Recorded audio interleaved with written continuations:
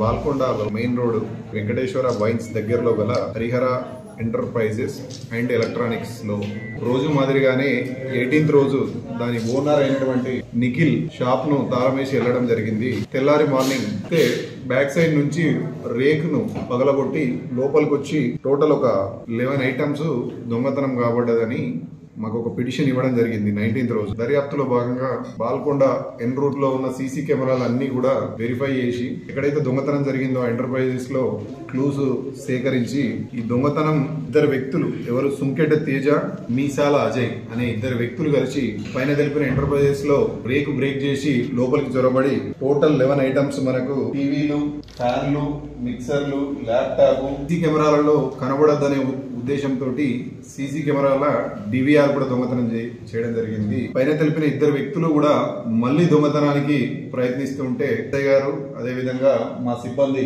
వాళ్ళని అప్రహెండ్ చేస్తే వాళ్ళు చేసిన దొంగతనాన్ని ఒప్పుకుంటే సామాన్ ఎక్కడెక్కడ దాచినామో చెప్తే ఆ సామాన్ రికవర్ చేసుకుని ఇప్పుడు ఇక్కడ ప్రొడ్యూస్ చేయడం జరిగింది. ఇందులో సుంకెట్ తేజ అనే తను హ్యాబిచువల్ అఫెండర్, అంటే తరచూ దొంగతనాలు షట్టర్ బ్రేకింగ్ చేస్తుంటాడు. ఇంత ముందుకు మన బాల్కొండ బైపాస్ లో కూడా ఈకామ్ ఎక్స్ప్రెస్ లో ఇంకో వేరే వ్యక్తితోటి కలిసి దొంగతనం చేయడం జరిగింది. విశాల్ అజయ్ అనే వ్యక్తి ఇండోర మండల్ సోన్పేట్ ఆయన వెహికల్ ను తీసుకొని వచ్చి వీళ్ళిద్దరు దొంగతనం చేయడం జరిగింది. ఈ రోజు ఇద్దరిని అరెస్టు చూయించి అదే విధంగా ఈ దొంగతనానికి ఉపయోగించిన ఈ వెహికల్ సీజ్ చేసి దొంగిలించబడిన సొత్తు అంతా కూడా స్వాధీనం చేసి వాళ్ళను ఆర్మూర్ కోర్టుకు రిమాండ్ కు పంపడం జరిగింది. ముఖ్యంగా ప్రజలందరికీ చెప్పేది ఏంటంటే ఇక్కడ ఏ దొంగతనం జరిగినా ఏది జరిగినా సీసీ కెమెరాల యొక్క పాత్ర అనేది చాలా ఉంది కాబట్టి అందరూ కూడా సీసీ కెమెరాలను ఇన్స్టాల్ చేసుకోవాలని మేము మీడియా మిత్రుల తరఫున అందరికీ విజ్ఞప్తి చేస్తున్నాం.